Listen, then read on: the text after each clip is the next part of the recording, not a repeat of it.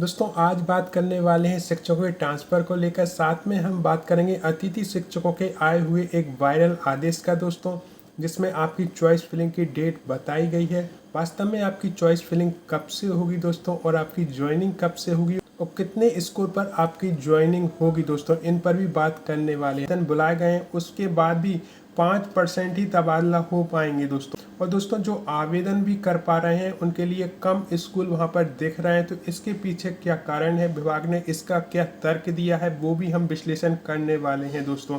साथ में दोस्तों शिक्षक संगठनों ने मांग की है कि पॉलिसी में जो है बदलाव किया जाए और जो 90% की अनिवार्यता है उसको खत्म किया जाए, जिससे कि अधिक से अधिक स्वैच्छिक ट्रांसफर हो सके। अब दोस्तों जब भी हम ऑनलाइन ट्रांसफ़र पोर्टल ओपन करते हैं तो चॉइस फिलिंग के लिए स्कूल ही नहीं दिखाई दे रहा है, सिर्फ संदीपनी स्कूल या कुछ गिने चुने स्कूल ही शो हो रहे हैं। क्या पोर्टल में कोई गड़बड़ी है या फिर नियमों में बदलाव है? विभाग की तरफ से एक आदेश जारी किया गया है जिसका पॉइंट टू पॉइंट हम विश्लेषण करेंगे दोस्तों। अगर पॉइंट 1 देखें आप इसका, तो आदेश क्या कहता है।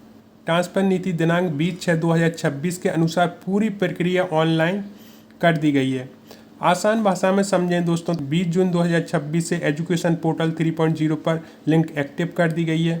अब जो आदेश जारी हुआ है उसके पॉइंट नंबर 2 को यदि आप देखेंगे तो सिर्फ संदीपनी या सीएम राज स्कूल क्यों दिख रहे हैं।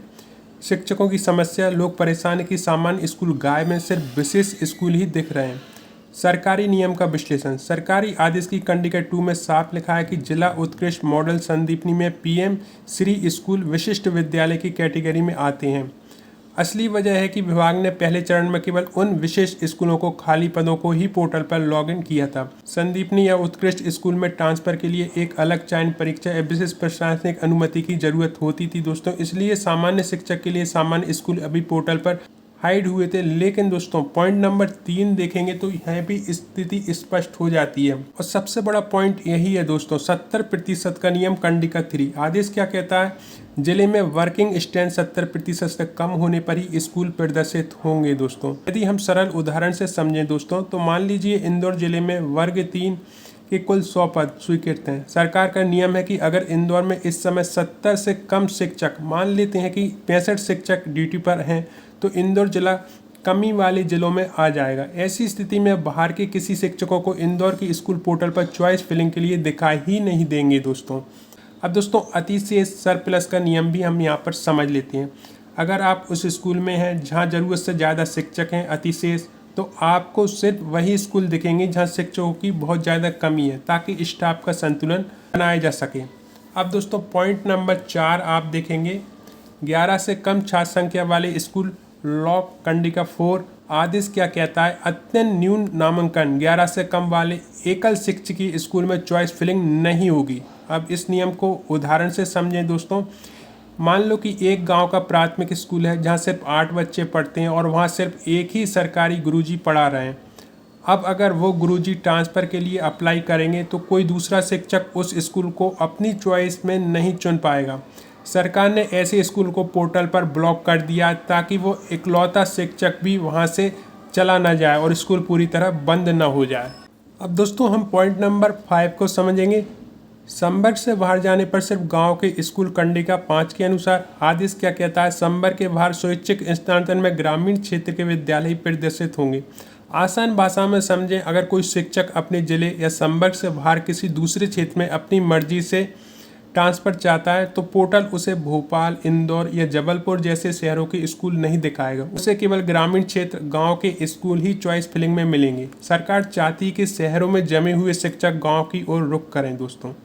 तो दोस्तों कुल मिलाकर पोर्टल में कोई विसंगतियां नहीं है, बल्कि सरकार ने जो नियम बना है अधिकांशतः स्कूल चॉइस फिलिंग के लिए शो नहीं हो रहे हैं। उसका कारण यही है, सरकार ने ट्रांसफर इतनी शर्तें रखी हैं दोस्तों, जैसे कि 70% का नियम, गांव में पोस्टिंग का नियम, 90% ई अटेंडेंस का नियम। तो जो आम शिक्षकों के लिए मनचाही जगह जिस पर वो ढूंढ रहे थे कि हमें मिल जाएगी, वो शो नहीं हो पा रही दोस्तों।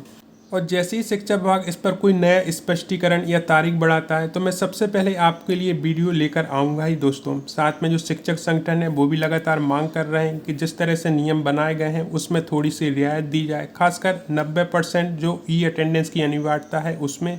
और इस संबंध में कोई भी अपडेट आएगी तो मैं आपके साथ शेयर करूंगा ही करूंगा दोस्तों। साथ में दोस्तों अतिथि शिक्षकों से जुड़ा एक आदेश जारी हो रहा है सोशल मीडिया पर। 21/6/2026 का आदेश बताया जा रहा है दोस्तों। और सबसे विशेष बात तो ये है दोस्तों कि इसमें जो समय सारणी भी दी गई है कि आपको कब से चॉइस फिलिंग करनी है। मैं आपको बता दूं कि ये पूरा आदेश ही फेक है दोस्तों, सोशल मीडिया पर वायरल हो रहा है और लोग बाग फिर से पोस्ट कर रहे हैं। बहुत से भाई बहनों ने मेरे पास भी ये आदेश भेज दिया।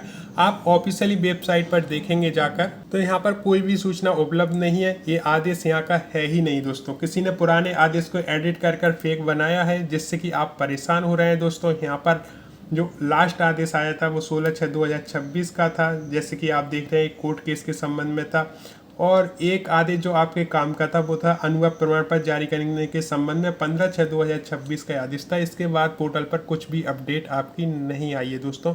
तो ऐसे फर्जी आदेशों से सावधान रहें और इस चक्कर में आप परेशान खुद भी ना हो। आदेश भेजकर आप जानना चाह रहे थे कि ऐसा आदेश पोर्टल पे आया है, तो बिल्कुल भी नहीं आया है दोस्तों। साथ में हम बात करें कि आपकी चॉइस फिलिंग कब तक हो सकती है, तो ये पूर्णतः शिक्षकों के जो आवेदन हो रहे हैं ट्रांसफ़र से संबंधित, उसके बाद ही आपकी चॉइस फिलिंग कराई जाएगी।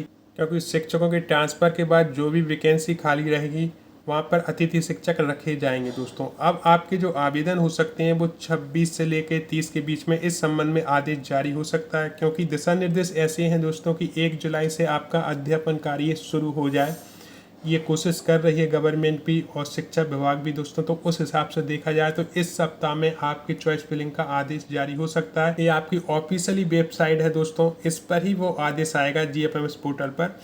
तो कोई भी आदेश कैसा भी वायरल हो, सबसे पहले आपको GFMS पोर्टल खोलकर देखना है। यदि इस पर वो आदेश शो नहीं हो रहा है तो समझें कि वो आदेश फर्जी है दोस्तों। इसके साथ साथ यदि आपका स्कोर 200 है दोस्तों तो निश्चित रूप से आपको फर्स्ट काउंसलिंग में ही स्कूल मिल जाएगा। और यदि आपका स्कोर 200 से कम है दोस्तों तो इस बार चांस है, क्योंकि इस बार जो है पद बढ़ाए गए हैं अतिथि शिक्षकों के। तो यहाँ पर जो नए लोग हैं उनको भी मौका मिल जाएगा। सबसे बड़ी बात है कि इस बार जो टेट एग्जाम है वो महत्वपूर्ण भूमिका निभाएगा, क्योंकि टेट क्वालिफाइड डाटा इस बार अपडेट कराया गया है दोस्तों। साथ में जो भाई बहन पहले से कार्यरत थे उन्हें अनुभव का लाभ भी मिलेगा। तो यहाँ पर हम कह सकते हैं कि 200 से कम आपका स्कोर है तो वहाँ आपकी संभावना ज्वाइनिंग की बनेगी दोस्तों। भले ही फर्स्ट काउंसलिंग में ना सही, लेकिन सेकंड काउंसलिंग में भी आपका नाम आ सकता है दोस्तों। MP टेट से जुड़ा आपका कोई सवाल हो, अतिथि शिक्षक से जुड़ा आपका कोई सवाल हो, या ट्रांसफ़र से जुड़े आपके कोई सवाल हो तो कमेंट बॉक्स में ज़रूर लिखें। मैं आपके हर एक कमेंट का रिप्लाई करने की ज़रूर कोशिश करूंगा और अगली वीडियो में उन सभी सवालों के जवाब भी ज़रूर दूंगा दोस्तों। आपको मेरी मेहनत पसंद आई हो तो वीडियो को लाइक और शेयर ज़रूर कर दें। और जो भी भाई बहन हमारे चैनल पर नए हैं वो चैनल को सब्सक्राइब ज़रूर करें कि आपके सब्सक्राइब करने से हमें भी मोटिवेशन मिलता है दोस्तों।